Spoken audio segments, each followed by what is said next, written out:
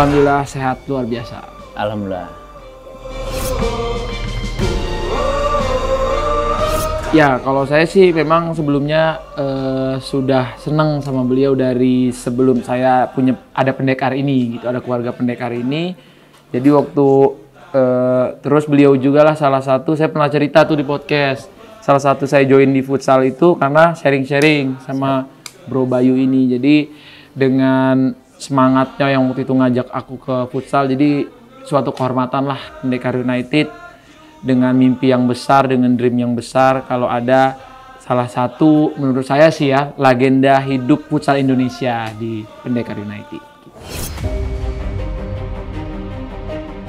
Ya pertama sih suatu kehormatan buat saya, karena memang saya udah kenal beliau juga, dan ya saya yakin mimpi Pendekar United kan memang berada di level Asia kan. Jadi ya itu tantangan tersendiri lah buat saya, apalagi Bro Atta sendiri ya serius banget gitu pas ke futsal. Jadi ya membuat motivasi saya lebih untuk futsal lagi. Ya, kalau yang saya lihat beliau kerja keras banget buat kembali ke performa terbaiknya, apalagi sebenarnya kalau menurut saya mungkin form bisa temporary, tapi menurut saya kelas itu bisa permanen. Jadi kita pengen pengalaman yang Bro Bayu punya bisa di-share ke anak-anak muda di Pendekar. Apalagi di Pendekar ini kan sebelumnya banyak anak muda dari Makassar, kebanyakan dari Makassar, tapi ada dari belahan-belahan kota lain, dari Kalimantan, dari daerah-daerah yang banyak anak muda berbakat gitu. Kita pengen di sini Bro Bayu jadi inspirasi mereka untuk bisa jadi best versionnya mereka masing-masing gitu. Dan menurut saya Bro Bayu bisa menjadi inspirasi juga buat banyak anak muda dan memberikan pengalamannya yang sudah mengarungi futsal Indonesia, bahkan futsal luar sampai ke timnas gitu.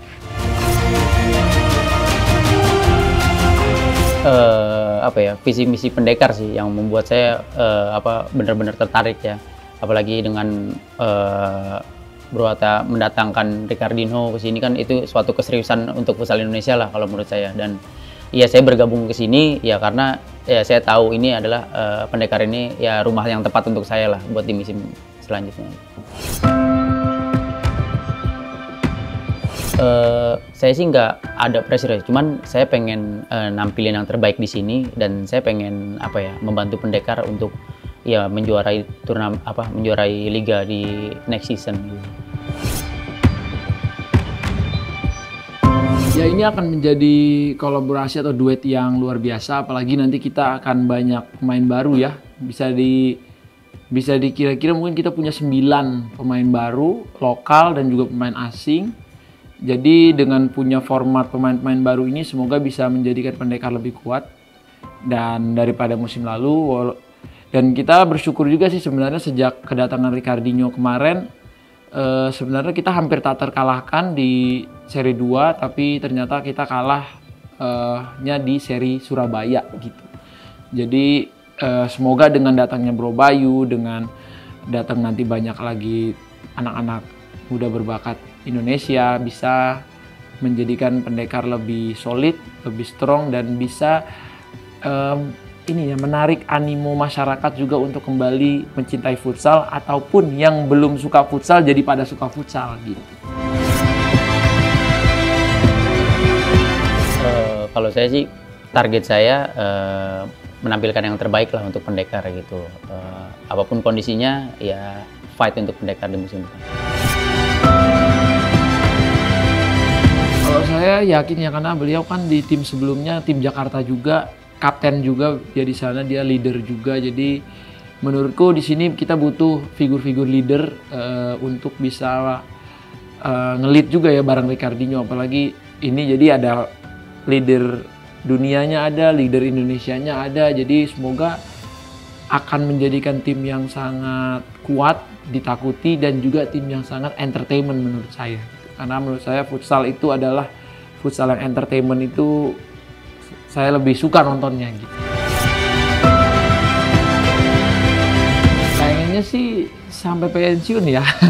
Tapi di sini kita insya Allah di musim depan, dan biasanya kita di tengah musim kita langsung review lagi, pengen tambah 2 musim atau 3 musim. Sebenarnya tergantung kerjasama antara Bro Bayu sama Pendekar juga kan nanti seperti apa. Kalau saya sih yakin selama dua-duanya masih punya gairah dan semangat yang sama, kalau bisa kayak Ricardinho juga sampai pensiun gitu di Pendekar. Ya harapannya kita punya target memang di Asia. Jadi Ricardinho aja sempat ngebisikin saya katanya, kalau misalnya musim ini kita lolos ke Asia, ASEAN atau Asia, sampai dia aja bilang dia rela ngelakuin apa aja, sampai katanya dia bilang gak jadi pensiun pun demi Pendekar bisa juara di Asia katanya. Itu yang dia selalu bisikin sama saya, karena dia tahu visi misi kita pengen jadi yang terbaik, pengen ngeliatin ke luar juga kalau ada tim Indonesia yang punya gairah tinggi di futsal, dan ini sudah kedengeran sampai keluar gitu kan. Kalau kita lihat banyak pemain profesional dari Rusia, Liga Spanyol, dari Brazil itu follow Pendekar semua, dan itu jadi pecutan sendiri kalau Pendekar ini harus berprestasi bukan hanya di Indonesia tapi di Asia.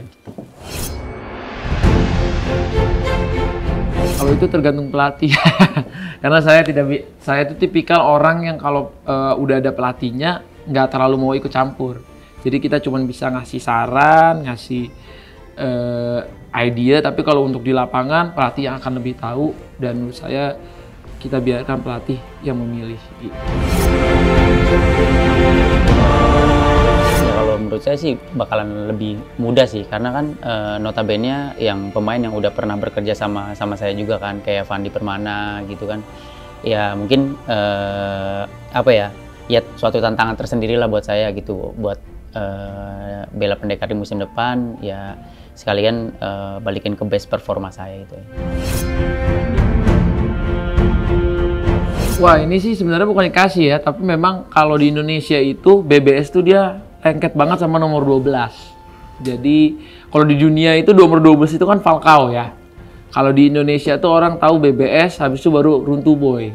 Jadi menurut saya di nomor 12 sekarang, nomor 10 kan udah ikonik tuh, Ricardinho banget. Tadinya saya soalnya harus nomor 10 tuh ikonik, kita harus ada nomor 12-nya juga ikonik, dan ini Pendekar 12 kita. Nah, kalau itu kita tunggu ya, dalam mungkin beberapa waktu lagi kita akan mengumumkan, karena kita sebenarnya udah ada beberapa pelatih, tapi pemain semua yang datang sekarang sudah menjadi target pelatih yang akan datang itu. Jadi termasuk Bro BBS ini sebagai salah satu rencana jangka panjangnya si pelatih gitu. Jadi kita ada calon 2 pelatih kuat sekarang, asing, dan dua-duanya ini sudah ngirimin list untuk calon pemain musim depan. Gak jauh beda listnya, dan kita akan ngikutin itu. Untuk pemain asingnya juga kita akan tergantung pelatih, dia lebih butuhnya posisi apa dan bagaimana. Tapi sampai sekarang yang saya bisa bocorin mungkin cuman asingnya pivot gitu, karena kedua pelatih ini akan meminta pivot yang bagus gitu. Waduh, ini nanti lama-lama menjurus ya. Yang pasti dia nggak dari negara Indonesia, dan dia punya pengalaman tinggi di futsal Indonesia gitu. Jadi walaupun dia pelatih luar negeri, udah ngelatih tim-tim di luar yang hebat-hebat juga, tapi dia punya pengalaman di futsal Indonesia. Karena saya tipikal orang yang nggak suka pelatih asing yang baru mau belajar tentang futsal Indonesia gitu. Karena kita butuh orang yang ngerti pemain Indonesia tuh gimana sih kesehariannya, attitude-nya, makanannya apa. Kan beda gitu sama Eropa. Jadi kita butuh pelatih yang benar-benar ngerti kultur futsal kita. Bismillahirrahmanirrahim. Dari foto dulu ya. Oke. Walau berbeda kami satu, satu kesatuan. Semangat kami takkan mundur, terus berjuang.